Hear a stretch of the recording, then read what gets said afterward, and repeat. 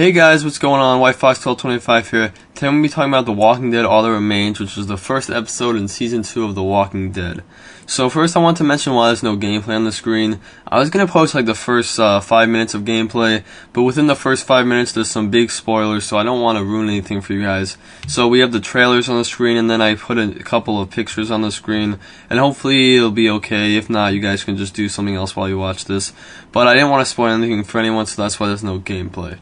So let's talk about the overall plot of the game.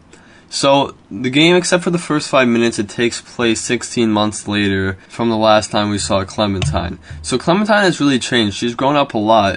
It's actually hard to notice, but I went back and looked at some pictures and videos of Clementine Season 1, and she has changed a lot. You can really tell that she's grown up. She's a lot more sadder, a lot less optimistic. She definitely grew up, and she's really sad about Lee. She really just is kind of alone, and it's really sad, but I think it does a good job showing how she changed without Lee, how she changed since the beginning of Season 1, and I think they did a really good job with that part of the game. So when I first started The Walking Dead, I was wondering what it would be like to play as Clementine, and it's definitely a different perspective.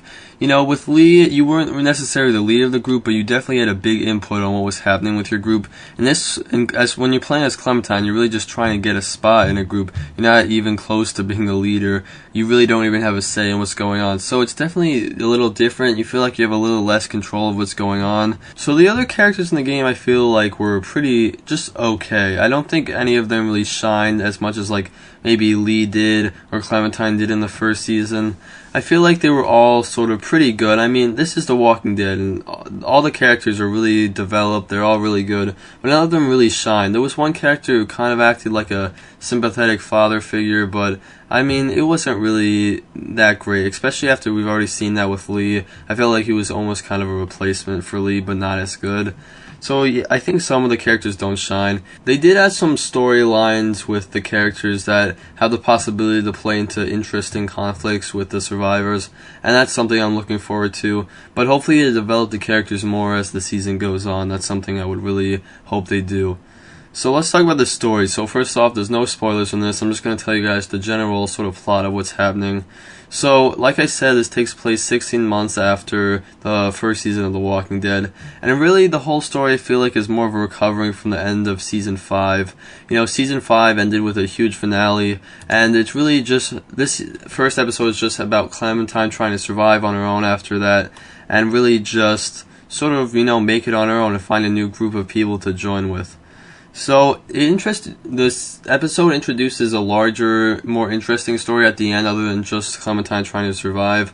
So if you're looking for like a huge like plot or a huge like twisty story, you're really not going to find it in the first episode, but maybe we'll get that as the season goes on.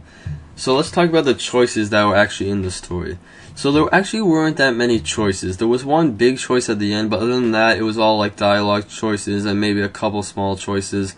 None of them that I felt impacted the game a lot other than the big choice at the end, like I said.